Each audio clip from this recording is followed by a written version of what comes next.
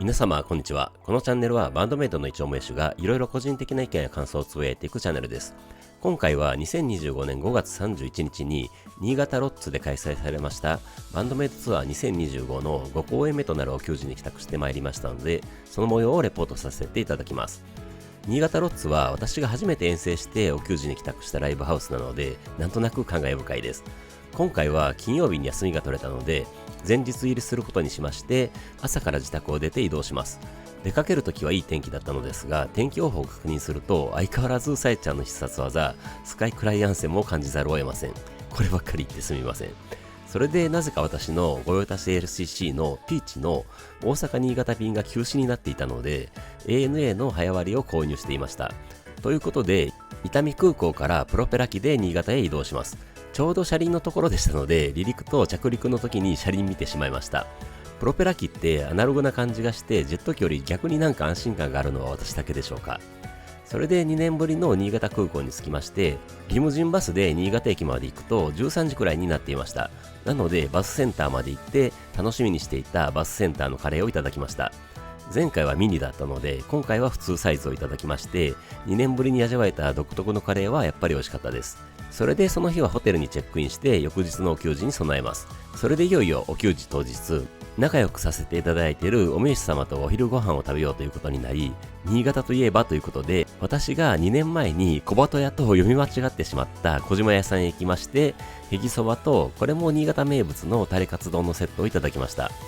昼食後下見も兼ねて新潟ロッツへ向かいます。2年ぶりの新潟ロッツを確認して少し隣のカフェで休んで物販に並びに会場に戻ると、初対面の新潟の方と話をする感じになりました。昔からバンドメイドは知ってるけどお名刺様ではなくて新しい曲は知らないということを話されていて、地元に来てくれた時だけお給仕帰宅するので2年ぶりと言われてました。それなら今日はバンメさんたちのこの2年の進化にビビると思いましたね。それで物販開始を待って並んでるとご当地 BB シャツのインスタが上がりまして、シャツの色は白地に紺のライン、朱色のマークということで FM 新潟の色かなと写真を撮っておきましたが、全く違いましたね。あと大当たりのビッグポスターのインスタも上がりましたが、なぜか小鳩さんが謝りながらポスターを広げてます。これもお給仕中の MC で理由が明らかになります。それで並んでいる時は雨はかろうじて降っていない状況だったのですが、物販開始直前になるとかなりの雨が降ってきました。笑顔でスカイクライアンセムを歌うサイちゃんが目に浮かびます。今回タオルを持ってくるのを忘れたのでトレカタオルとご当地 BB シャツとくじ10枚購入しました。くじの結果はいつも通りな結果でした。こんなもんですね。それで一旦ホテルに戦利品を置いてご当地 BB シャツを着て会場に戻ります。今回集合写真があったようなのですが X のポストを見逃していて写れませんでした。ただこのホテルに一旦帰る作戦はどうも失敗で、新潟ロッツに向かう中大雨となって道も水たまりだらけだったので靴の中もズボンもびしょびしょになってしまいました。しかもかなり寒いです。サイちゃん張り切りすぎとか思ってしまいました。それで会場待ちとなりますが、今回の私のチケットは A265 といつもの感じに戻りましたので FM 新潟の前で結構激しく降る雨に打たれながら水たまりで池のようになった地面で待機します。雨の中傘を持った大勢のご主人様お嬢様がいてカオスな感じになっています。でも久しぶりに感じたこれがバンドメイドの給仕の感覚です。あまりの雨すぎて逆に楽しくなってきます。それでいよいよ会場時間となり会場に入ります。ドリンク代が500円と100円安かったですね。フロアに入ると当然すでに半分くらい埋まっていますので、入り口入ってすぐ右の最高峰 PA 前、位置的にはど真ん中に位置取ることにしました。広島の時と同じく後ろは PA の仕切り板がありますので後方の憂いなく暴れやすいです。ステージは岡山ほどではありませんが結構幅は狭かったです。お嬢様エリアは下手美沙さん側でした。スタッフの方が600名入るので前へ詰めてくださいみたいに言いながらどんどんフロアは埋まっていきます。目の前正面にかなり背の高いご主人様が来られてステージはほぼ見えない感じですので、バメさんたちの細かい動きは今回はレポートできないなと思いながら開演を待ちます。帝国になって BGM がやみ SE が流れてきます。会場は大声援と手拍子が沸き起こります。上手からバンメさんたちが入場してきてさらに大歓声が巻き起こりバンメさんたちが配置につきます。一瞬の静寂を破って1曲目となる前が始まります。サイちゃんの歌とミンチョのアルペジオのリフが響きます。目の前の背の高いご主人様の右と左からサイちゃんと小鳩さんがなんとか見えます。ミンチョ、ミサさん、あーちゃんはほぼ見えない感じでしたが、そんなの関係なくイントロは全力でちゃんとします。もういきなり楽しいです。最高峰はじっくり見ようとするご主人様お嬢様が多いので、ちゃんととか手を振り上げたり手拍子したりはあまりしている方がいなかった感じでしたが、この日の最高峰真ん中付近は私と私のさらに斜め後ろの入り口付近におられたご主人様だけが騒いでる感じになりました。それはそれで後方支援をしているようで楽しいです。最高峰真ん中 PA 前ということで音のバランスは良かったですね。ギターソロの時にミンチョがステージ前方に来て弾いてくれたので、やっとミンチョを拝めました。全力のちゃんとで盛り上がります。最高峰ということでいつもよりじっくり曲を見て聴けた感じでした。アウトロでまた全力でちゃんとしてかっこよく曲終わりとなります。続く2曲目はセンスでした。オーケストラ風イントロにフロアは息を飲むように待ち受けて、イントロで弾けるようにちゃんととなります。姿は見えませんが、大好きなミサさんのベースラインを感じながらサイちゃんの歌に聴き入れます。サビでのヘドバンは一人でやってるみたいになってしまいましたが、逆にバメさんたちとの一体感を感じれた気がしまして、めちゃくちゃ気持ちよかったです。2サビ後の C メロでは思いっきり手拍子してミンチョのギターソロです。音のバランスがいいので、音源で聴いている時くらいのクオリティを大勢のオーディエンスの盛り上がりを見ながらライブで見て聴けていい感じでした。最高峰は見にくいですけど、フロアの盛り上がりを目で見て感じられるのが良かったです。ギターソロ後の落ちメロで手を掲げて手拍子してラスサビ突入です。あーちゃんのためのドラムにリズムを間違えないように手を挙げて盛り上がります。私が芸術的だと思うアウトロを堪能して曲終わりの大完成です。続けての3曲目はプロテクト U です。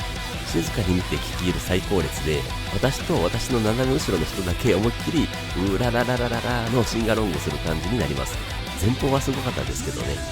このプロテクト U はハードなのにメロディアスでもあるので、踊りながら手拍子しながらヘドバンしながら見て聴いていると本当に楽しいです。B メロ冒頭でのジャンジャンにも後方気にすることなく拳を振り上げて楽しみました。大好きなエモエモのギターソロはミンチョが前に出てきて弾いてくれたので、またミンチョの姿を拝めました。その時に後ろを向いたサイちゃんが見えて、左右に揺れる長い髪がものすごく綺麗だったのが印象的でした。その後は思いっきり手拍子ですね。直前に両手を上げて手拍子を構えてから、おとなしかった隣の外人さんも一緒に手拍子する感じになっていい感じでした。最高峰もだんだん盛り上がってきました。それでラッサビからアウトロでまた思いっきりシンガロングして、最後サイちゃんだけのうららららららうららららに聞き入って大完成となって曲終わりです。曲終わりの吹き鳴らしで、この日はサイちゃんとか小畑さんとかミサーとかミンチョとかメンバーの名前を叫ぶ声がすごかったように思います。私もあーちゃんって叫んでしまいました。ここで最初の MC となります。小鳩さんのお帰りなさいませご主人様お嬢様やってまいりましたっぽー新潟に会場から大声援が上がって MC スタートです。続けて小鳩さんの佐伯先生のお力によりなかなかの雨になっておりますっぽーに大歓声と笑いが起きます。それで小鳩さんのずぶ濡れのご主人様お嬢様もいらっしゃいますが大丈夫ですかっぽーに会場から歓声と大丈夫の声が上がります。私も叫んでしまいました。それを受けてサイちゃんが良きに計らえとか言って会場は笑いに包まれます。サイちゃんは続けて恵みの雨だからとか言ったら、小鳩さんが涼しくなってちょうどよかったっぽねとか言って会場も同意の歓声が上がります。それで小鳩さんのお足元の悪い中、たくさんのご主人様お嬢様にご帰宅いただいて本当に嬉しく思いますっぽーにまた大歓声と拍手になって、恵みの雨のもと最高のお給仕にする準備はできてますかっぽーに大歓声で答えて、いつもの小鳩さんのフレーズ楽しんでいきましょうっぽようこそバンドメイドのお給仕へで次セクションに入ります。 MC 明けの4曲目はノーゴッドです。イントロでサイちゃんが煽ってくるので思いっきりジャンプしながらちゃんとします。ミンチョとミサさんが上手下手のお立ち台に乗って演奏してくれますので、この日初めて4人の姿を見ながら盛り上がれました。イントロの時のサイちゃんの可愛いダンスも見れました。ルールルーも指を立てた手を思いっきり回してシンガロングします。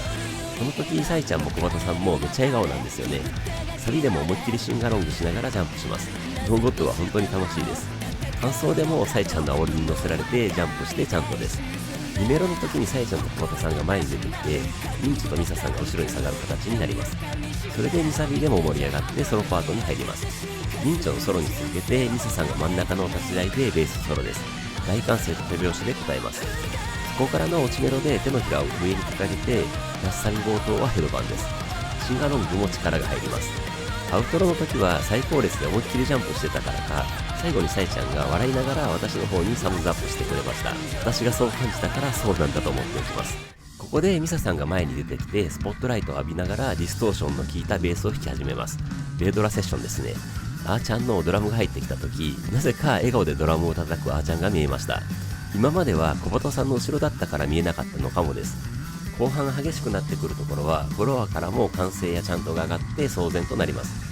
最後のミサさんのベースの残音が響いて歓声が上がる中、小鳩さんの強烈なシャウトで5曲目となるトワイモアが始まります。ミサさんはベードラセッションで前に来ていたので、このまま前でベースを弾いてくれます。小鳩さんのシャウトに合わせてサイちゃんがのけぞるような感じになって、そこからイントロのおーおーおーおーおーおーおーのシンガロングになるところに入るのがかっこよかったです。それで A メロになって気持ちよく踊りながらサイちゃんのボーカルを聴く感じになります。でもバックの演奏というか、ミンチョのあの狂気的なギターのトーンはどうやって出してるのかと思うほど芸術的に感じます。それで2サビが終わってミンチョのギターソロになります。上手を立ち台でスポットライトを浴びながら弾いてくれるミンチョを堪能します。ラスサビでのあーちゃんの激しいドラムを体で感じながら小鳩さんのシャウトも楽しんでます。歌い終わった時にサイちゃんがまたのけつる感じになっていたのが全力を出し切った感があって最高でした。アウトロでまた思いっきりシンガーロングして曲終わりで大歓声です。ここでメドレーが来るのかなと思っていたら6曲目となるヘイトのイントロです。ちゃんとで盛り上がる中、サイちゃんのそんなもんじゃないだろう新潟かかってこいやーの雄たけびが上がります。サイちゃんは真ん中の立ち台でノリノリで歌ってくれます。サビで思いっきり手を振り上げながら盛り上がって2メロは手拍子で始まります。最高列付近も結構手拍子してましたね。しかしヘイトは本当に欲求自慢する曲だと感じます。もう完全に定番曲になってますし、バンドさんたちと一緒の空間でノリノリになれて気持ちいい曲です。ギターソロパートになってミンチとミサさんがお立ち台で弾いてくれてバッチリ姿を収めました。会場は大歓声とチャントで盛り上がります。C メロから小鳩さんのシャウトを堪能してラスサビで盛り上がってアウトロで I hate you 叫んで曲終わりの大歓声です。ここでリアルイグジステンスのイントロです。メドレーです。サイちゃんの新潟行くぞついてこれるかかかってこいやーの叫びでスタートです。サイちゃんの煽りに応えてフロアは大声でのチャントになります。 A メロに入って全力の手拍子で盛り上がります。 B メロでは2拍ごとのチャントですね。これ一体感が出て好きです。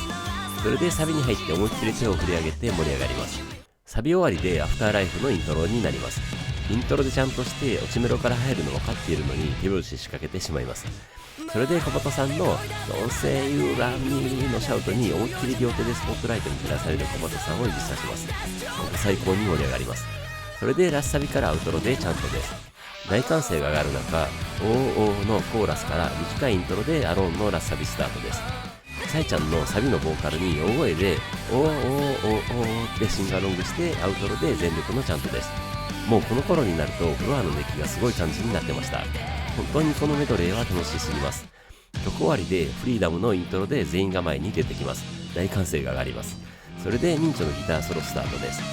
ミンチョが真ん中の立ち台でスポットライトを浴びながら気持ちよさそうにギターを弾いてくれるのを堪能します。それで続く B メロは200ごとのチャントで盛り上がって続く落ちサビでは手拍子ですね。小鳩さんが手拍子を煽ってきます。フリーダムのこの部分最高に気持ちいいです。それでラスサビへ突入してフロアの盛り上がりはマックスになります。アウトロのチャントも力が入ります。アウトロが終わると同時にそのまま続けてあーちゃんのドラムキルとミサさんの短いベースソロからミンチョのギターソロに入ります。大好きです。ミンチョがお立ち台でソロを弾いてくれて会場はチャントで盛り上がります。ソロ後の C メロで200ごとのチャントです。今になって気づきましたが、このメドレーって200ごとのチャントになる曲が多いですね。私的にはこれ大好きなノリです。それで後半は手拍子で盛り上がってラスサビに入ります。この盛り上がる構成は最高です。思いっきりシンガロングしてステージとフロアを一体化して最後のアウトロでチャントです。サイちゃんも雄たけびを上げながら煽ってきますし、小鳩さんも煽るので力が入ります。曲終わりで小鳩さんの激しいリフから I can live without you の落ちメロになってサイちゃんの全力のボーカルです。そこからサイちゃんの I can live without you でラスサビです。前回も言いましたが、ここのサイちゃんの歌う表情が大好きです。サイちゃんはいつも全力で歌ってくれますが、特にこの曲はそれが激しいように思って大好きなんですよね。それでサビ終わりでアウトロになって会場は全力のチャントです。最後サイちゃんが指を上げるのも大好きです。曲終わりで YOU のおーおーおーおーおーおーのシンガロングが始まります。シンガロングの中、さえちゃんが真ん中のお立ち台で盛大に煽りながら来いよーの叫びが上がってさらに盛り上がります。小畑さんが私の好きなピックを持った手を挙げて煽るのをやってくれます。それでさえちゃんのアガラクラッションからラッサビです。思いっきり手を振り上げながら U のメロディアスなサビを楽しんで、アウトロでまたみんなでおーおーおーおーおーおーのシンガロングで曲終わりです。そこにザ・ノンフィクションデイズのイントロです。ここでもさえちゃんがおります。なので思いっきりのチャントで答えます。イントロ後は落ちサビスタートですので手拍子です。それでラッサビに入って小畑さんのコーラスも楽しみながら、サビ後半はまた200ごとのチャントです。最後のさえちゃんのドファイマセーフに乗せながらちゃんとしてかっこいいアウトロで締めです。そこにランランラララランラランのマナーズのコーラスが流れてきます。ラッサビスタートです。会場はあのシンガロングで楽しみます。それでラストの C メロに入ってメドレーで沸騰した血液を少しずつ気持ちよく冷ましていく感じになります。でもここの久保田さんと一緒に歌うのシンガロングは声が出てました。それで通常のマナーズにはない締めがあって、吹き鳴らしの中、さえちゃんのありがとう新潟で、この何度経験しても素晴らしいメドレーは終わりました。会場からも最高とかありがとうの声が飛び交います。そこに民女が上手のお立ち台に立ってスポットライトを浴びながらあの強烈なリフを弾きまくります。16曲目となるシャンブルズです。ミサさんは下手のお立ち台です。しかしメドレーやって直後にシャンブルズやるんですごいと思います。民女が後で X に弾く前に水なしで行ったんですが、極限状態で弾くのが一番最高にテンション上がるなって思いながら弾きました。ふふってポストしてましたが、そうだったんですね。確かに危機迫る感じがしてました。1メロ1サビと会場はみんな汗まみれでジャンプしたり踊ったり手を振り上げたりしながら盛り上がります。感想でまた思いっきりちゃんとして2メロでブレイクしてから入るところは大好きです。ミサさんが前に来て私も大好きなシャンブルズのベースラインを堪能します。それで2サビになってあーちゃんのドンドンドンに拳を振り上げて民調のギターソロです。民調上手のお立ち台でした。会場はちゃんとで盛り上がります。落ちメロから盛り上がるところの小畑さんのコーラスを手拍子で楽しんで、サイちゃんのタイガーからラッサビです。ラッサビから続く最後のメロを楽しんで、最後のサイちゃんのハーを聞いて大歓声が上がります。吹き鳴らしの中サイちゃんのありがとうをもらって終わりとなります。ここで2回目の MC になります。サイちゃんの盛り上がってるか新潟でスタートです。サイちゃんがこのツアーでお決まりになっている言葉があるって言ったので、私は最高峰から熱いって叫びましたが拾ってもらえませんでした。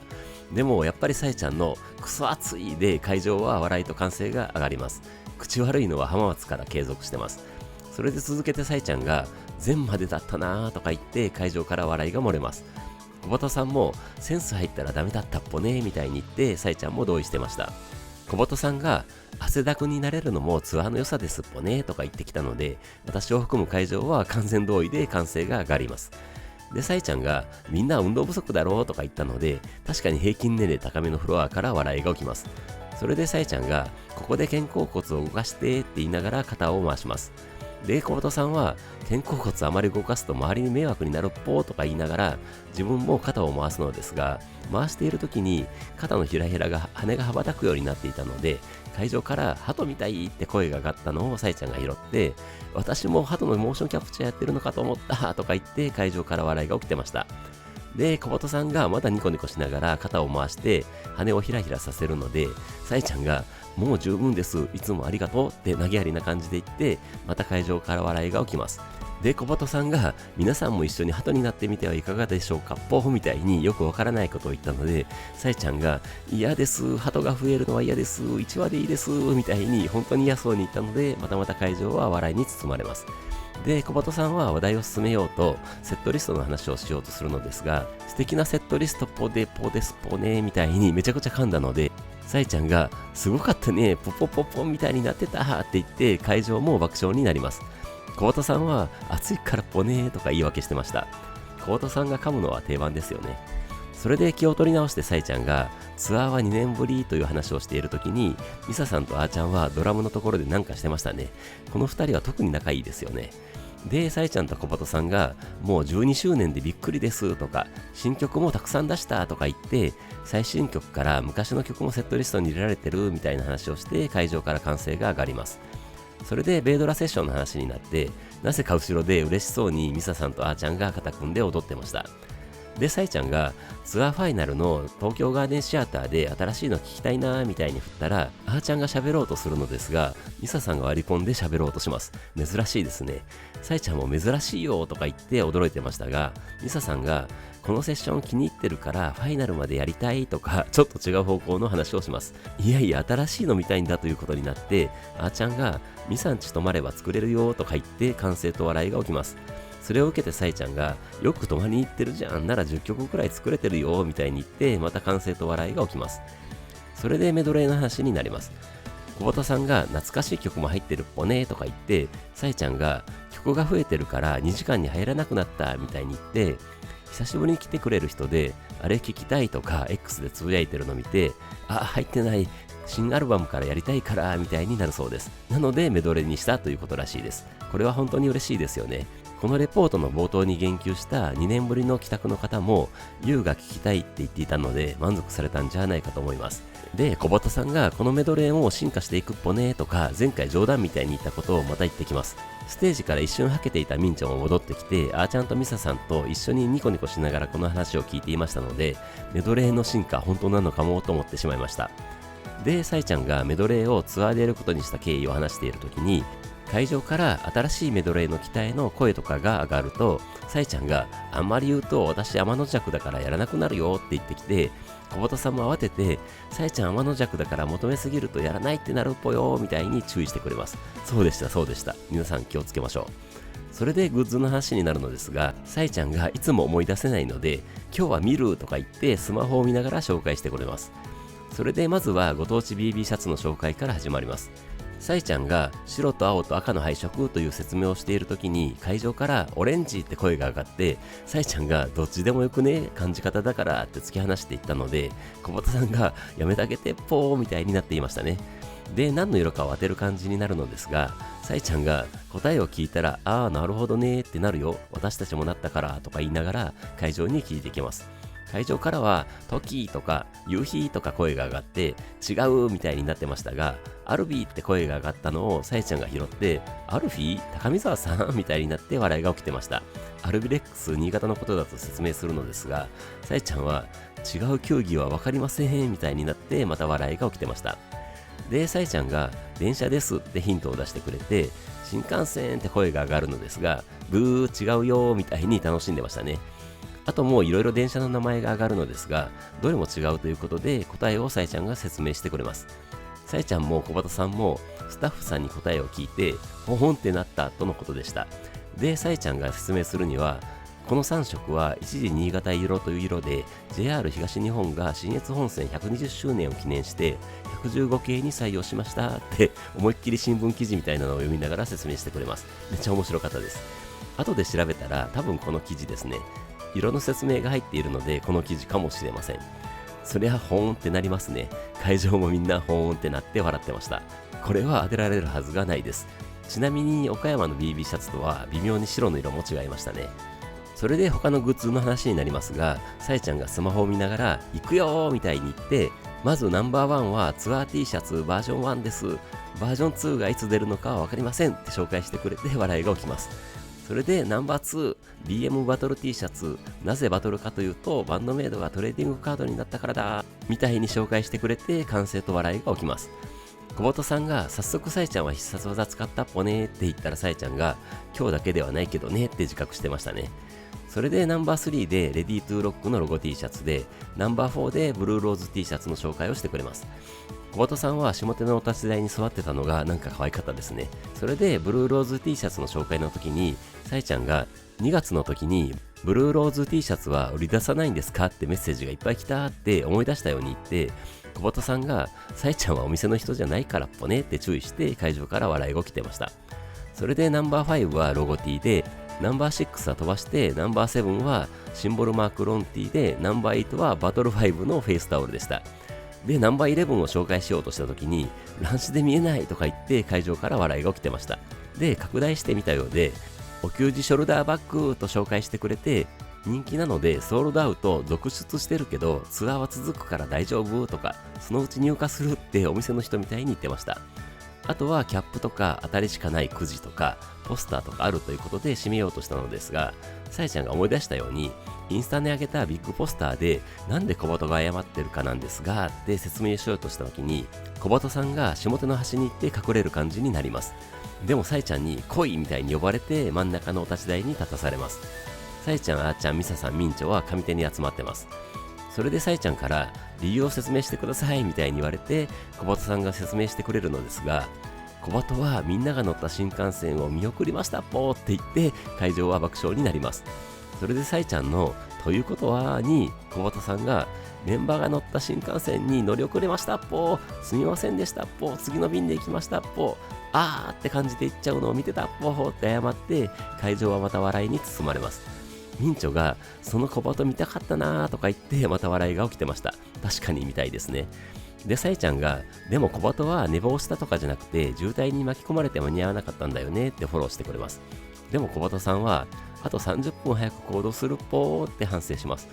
で、さえちゃんが新幹線の中で小鳩がいないらしいみたいな LINE が来て、他の車両にいて向かってるのかとか聞いたら、この新幹線に小鳩はいませんって LINE が返ってきたと笑いながらその時の状況を説明してくれます。あーちゃんが張り付いてるかもって思ったよねとか言ってまた笑いが起きます。小鳩さんも貼り付けるくらいの長さはあったっぽーとか言ってましたので、本当にギリギリだったみたいです。それでさえちゃんが、じゃあ懺悔おまじないしなってよくわからないふりをして、小鳩さんがなんかやりづらいっぽーとか返すと、さえちゃんが懺悔からのハイテンションでいいんじゃないみたいに分かったような分からないようなことを言います。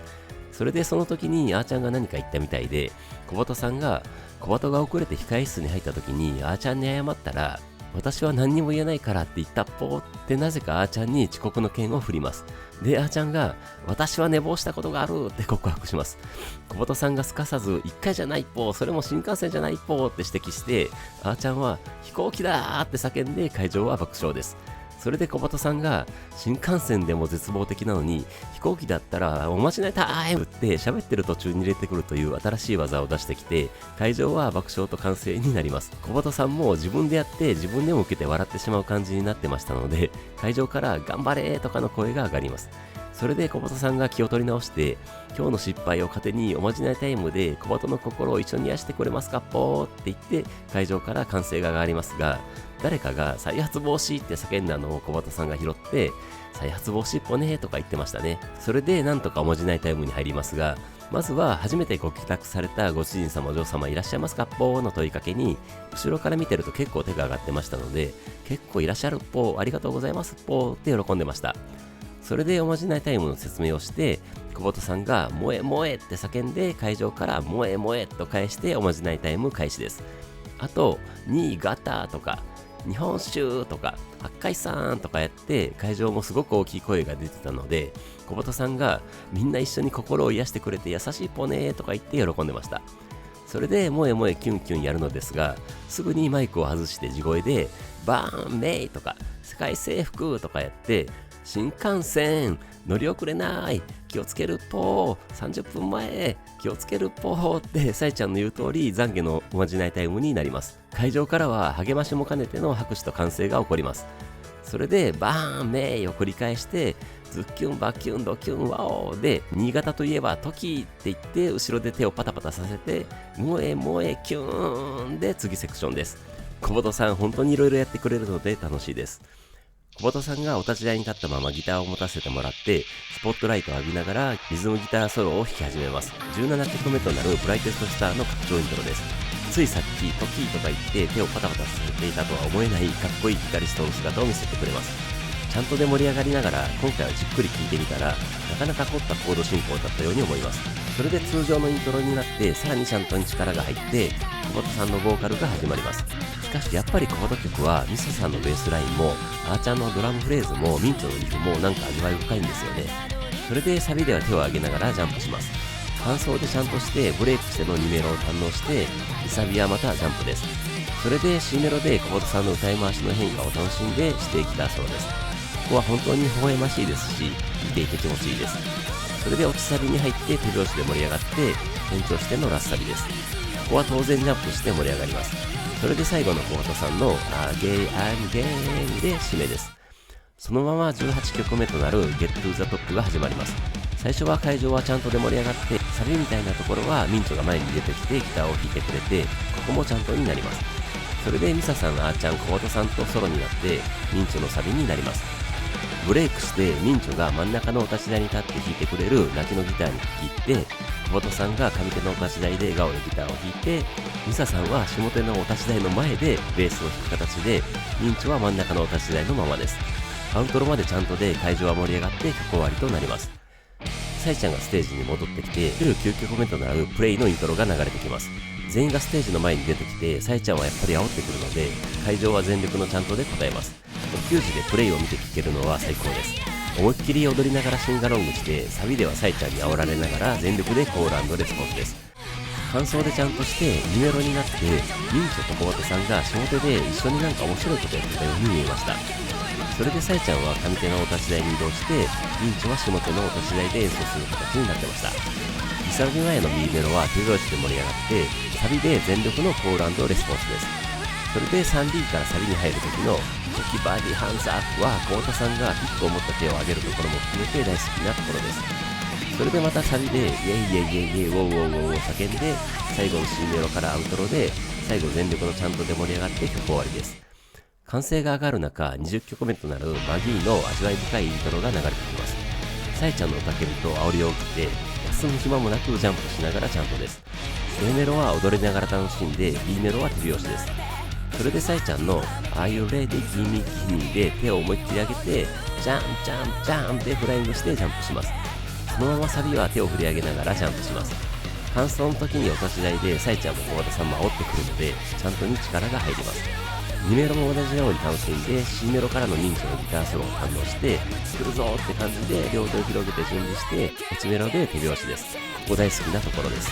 それでラスサビで最後全力でジャンプしてアウトロでちゃんとです。マギーは疲れますが、お給仕でやってくれると本当に楽しいです。この楽しいっていうのもバンドメイドのお給仕の醍醐味です。曲終わりで歓声と拍手が沸き起こる中、21曲目となるドミネーションのミンチョのリフです。サイちゃんの来いやーの雄たけびと煽りでイントロで思いっきりちゃんとです。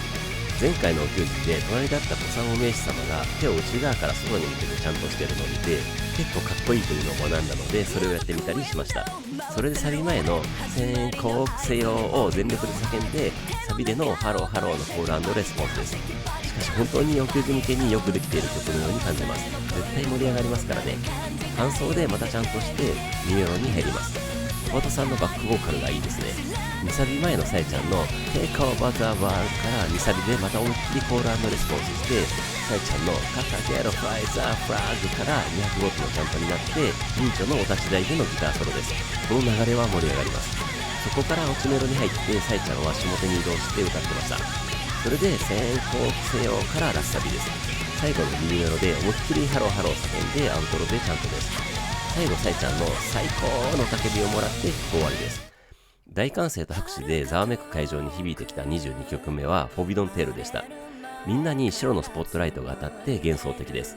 思いっきり手のひらを広げて手を掲げます。そこからサビに入って思いっきり手を振り上げて盛り上がります。感想ではちゃんとですね。2メロは踊りながら聴き入る感じです。それで2サビになってシンガロングもしてブレイクするところは会場から思いっきりの歓声が上がります。もう完全に定番化しましたね。そこからこの曲は怒涛の展開になりますが、手を挙げてヘドバンしたりしながら堪能します。リサさんのベースラインが心地いいです。それでサイちゃんの Nobody Can Stop Us からラスサビです。思いっきり手を振り上げて盛り上がって、最後の E メロ的なところは手を上げながらゆっくりヘドバンしてアウトロでちゃんとしながら曲終わりを迎えます。サイちゃんのありがとうももらいました。23曲目はベスティでした。前回の浜松から入った唯一の癒し曲です。バックの照明はずっとオレンジの温かい感じでした。ベスティという曲名もあって、ステージとフロアが一体となってオレンジ色の光に包まれているように感じました。本当に気持ちよく揺れながらサイちゃんの歌に聴き入って、リサさんのベースラインに心を揺さぶられて、アーチャーのドラムとミンチョのリフに癒されて、小本さんの綺麗なコーラスに陶酔します。それでミンチョのエモいギターソロは MV さながらに受け取りながら弾いてくれました。それであーちゃんのバスドラからタムへ連動する私的に大好きなサビへの入りがあってラスサビです。会場はみんな手を前後にゆっくり動かしながら曲に聴き入れます。最後のミンチョのリフを静かに聴き入って曲終わりの歓声と拍手です。さえちゃんのありがとうもまた聞けました。ここで最後の MC です。さえちゃんの明るい感じのありがとう新潟で始まりました。で、続けてのさえちゃんの驚いたような、もう5月も終わりに、小鳩さんが今日で終わりっぽーって答えて、さえちゃんが今日で終わりといえば、レディートゥーロックの弾いてみたも今日で終わりだよねっていうことで、ミンチョがいっぱい弾いていただけてありがとうございましたってお礼を言ってくれます。私もやってみたかったのですが、練習する時間もなくできずで残念でした。小鳩さんもみんな上手っぽーとか言ってましたね。なんでも小鳩さんも練習していたらしく、ミンチョがこの前のリハの時にコツコツ練習している姿を見て可愛いってなってたって嬉しそうに話してくれます。で、ミンチョがお召し様動画とかで100日後に弾けるようになったみたいなのを作ってもらったらみたいにミンチョらしいことを言ってきて、会場から笑いが起きます。さえちゃんも乗って1日目は始めましたみたいなぎこちない感じで、100日目はこんなに弾けるようになりましたみたいな感じで撮っといたらいいみたいなこと言ってましたね。確かに見てみたいですね。それでさえちゃんが誤解しないでほしいんだけどとか言い出します。何かと思ったらさえちゃんが、世の中こんなにギター好きのおっさんがいるって言って、話の途中で小鳩さんにおっさんはダメっぽおじさまですっぽねみたいに突っ込まれます。で、さえちゃんが、おじさまが、いや、先週ので言ったら、野郎どもがって、前回浜松での小鳩さんの言葉を引用して、会場は笑いに包まれます。で、さえちゃんが続けて、ギター好きの人がこんなにいるんだって驚きましたって言って、会場から歓声が上がりました。私もギター好きのおっさんですので、その一人です。小鳩さんも小鳩のギターだったり、かなみちゃんのギターだったりで弾いてくれてるのもすごい嬉しかったっぽねーとか言ってました。あと、対バンしてた懐かしい人とかもいっぱいいたとか、バンドでやってくれたりもして嬉しかったとかも言ってました。ミンチョがお久しぶりですってコメントしたとか言ってましたが、確かに X のポストで見た覚えがあります。それでアニメのロックアレディのたしなみですでもまだ続いているということで、4人で弾いてみたの話になります。小鳩さんが実写化ですっぽーって感激してましたが、本当にその通りです。すごいです。その時にサイちゃんがシローとか言って後ろにいたミサさんを呼んだのがなかなか面白かったです。それで会場からやってみてとか声が上がりますが、キーボードないから無理みたいになってました。それでサイちゃんが笑いながら、あーちゃんと一緒にアニメ見てたら、ビターガナッシュのボーカルの揺れながら歌うノリが小鳩っぽかったって言って、私も確かにと思いました。アニメ見てないとわからないと思いますが、本当にそんな感じでした。どちらかというとクルッポの方ですけどね。あーちゃんも、あ、小鳩だ、小鳩が歌ってるみたいになったらしいです。小鳩さんが敵じゃんぽーとか言って抵抗してましたが、さえちゃんに対バン相手だから仲間だよみたいに諭されていました。それでミンチョがそのうち小鳩パートも入れてあげるよって言って、バンメさんも会場も驚いた感じの歓声が上がります。小鳩さんは感激して、先生頑張らせていただきますぽーって喜んでましたね。さいちゃんも5人バージョンでバンドメイドバージョンってやつやりたいねとか嬉しいことを言ってくれてました。それで小鳩さんが、でも最初はみんな苦労しながら練習してたっぽねみたいに不安そうに言ったら、さいちゃんが、いいっていいって昔話はいいとかって遮られてしまいます。いつもの感じですね。それでアニメはまだ続いて、7月のアニメの桃源暗記のエンディングテーマ曲 What is Justice の話もしてましたね。それでミサさんがお待ちかねということで開封の儀の時間になります。ミサさんが今回は茜に口真似してもらうとか言い出して、小鳩さんが開封の儀の説明をしている時にあーちゃんが発声練習をします。あーちゃんらしくて面白かったです。それでミサさんがお立ち台に乗ってあーちゃんが横に立って小鳩さんとさえちゃんがそれぞれにマイクを向けます。で小鳩さんの掛け声で会場みんなで321ってカウントダウンして、ミサさんが見事にパッカって音を出してビールの蓋を開ける音を響かせます。続けてあーちゃんがゴッフみたいにちょっと違った感じの口真似したので会場から笑いが起きます。ちょっと忠実に再現しようとしすぎたみたいです。それでミサさんの乾杯に会場から乾杯って返して開封の儀は滞りなく終わりました。それでさえちゃんが年末までツアーは続きますので皆さん体力をつけてついてこいよーって言って会場から同意の歓声が起きます。で来週はミリオンロックフェスということで来る方も来ない方も応援してねみたいに言って、さえちゃんが皆さんのおかげでバンドメイド続けられてますって首相なことを言ってました。それで MC の締めになってさえちゃんのついてこれるかーの叫びからラストスパートいけるかーの全力の叫びに会場は大歓声で応えて最終セクションラストスパートに突入します。ラストスパート最初となる24曲目はアンリッシュですね。さえちゃんのボーカルで始まります。ミンチョは上手の前でギターを弾いてくれます。イントロに入ってちゃんとで盛り上がりますが、さえちゃんは真ん中のお立ち台で煽りながら最後は腕振り振りダンスしてくれました。1メロに入ってあーあーあーのシンガロングも楽しいです。私的に大好きなさえちゃんの劇場的エモーションからサビに入ってダンダンディディダンダン叫びます。感想はまた思いっきりのちゃんとで2メロに入ります。2サビでも思いっきり手を振り上げながらダンダンディディダンダンですね。だいぶちゃんと言えるようになってきました。サビ後半は手を上げながらヘドバンです。1メロで手拍子で盛り上がってリサさんのものすごいドライブのベースからさえちゃんのナーウィゴーでミンチョが真ん中のお立ち台でギターソロです。大歓声が上がってジャンプしながらだんだん右だんだん叫びます。それでラッサビでまたヘドバンしてアウトロです。ハンリッシュはアウトロが長いのでお立ち台でさえちゃんが盛大に煽り続けます。思いっきりちゃんとしながら最後だんだん右だんだん叫んで曲終わりです。曲が終わって少し静かになった会場にさえちゃんと小鳩さんの溶け出しちゃいそうなってボーカルで25曲目となる玉屋が始まります。イントロになってジャンプしながらちゃんとします。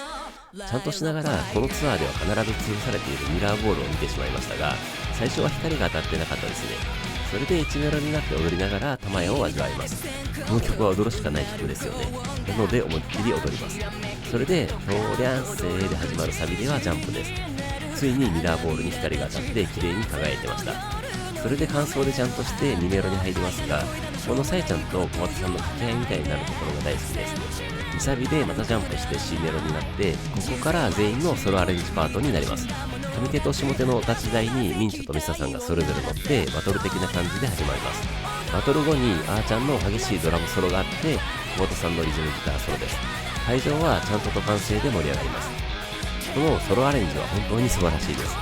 ソロ終わりで小鳩さんのシャウトも堪能してラッサビで全力ジャンプです。アウトロではもう汗まみれでちゃんとして曲終わりとなります。それで26曲目はチューズミーです。サビから始まるサイちゃんのボーカルに手拍子で応えてイントロはちゃんとで盛り上がります。ミンチョはステージの前に残ってギターを弾いてます。B メロでは200ごとのちゃんとですね。昔の曲ってこの200ごとのちゃんとがあって気持ちいいんですよね。それでサビは手を振り上げながら盛り上がります。2メロに入って改めてこのチューズミーのコード進行の好調さを感じながら、また B メロで思いっきり200ごとのちゃんとで盛り上がって2サビを楽しみます。そこからのミンチのギターソロは真ん中のお立ち台で弾いてくれます。会場もちゃんとで盛り上がります。続く落ちメロは手拍子で気持ちよくなってラッサビに突入してミンチの2回目のギターソロです。このソロは本当に大好きです。それで最後サイちゃんの迷わずチューズミーで思いっきりサイちゃんを指さして終わりです。吹き鳴らしの中さえちゃんのありがとう次がラストの叫びでラスト27曲目となるレディートゥーロックのあのイントロが始まります。仲良くさせていただいているお名様があーちゃんのドラムが少し変わってブラストビートで始まるけど途中でタムフレーズに変わってくると言われてましたが、私にはよくわかりませんでした。そうなのかもしれませんが、どちらにしてもこのイントロは最高です。それで1メロに入ってミンチョの激しいリフを堪能してもうおーおーおーおーのシンガロングも楽しんでいよいよサビとなりますが、今回は最高峰ということもあって結構ダンスに挑戦しました。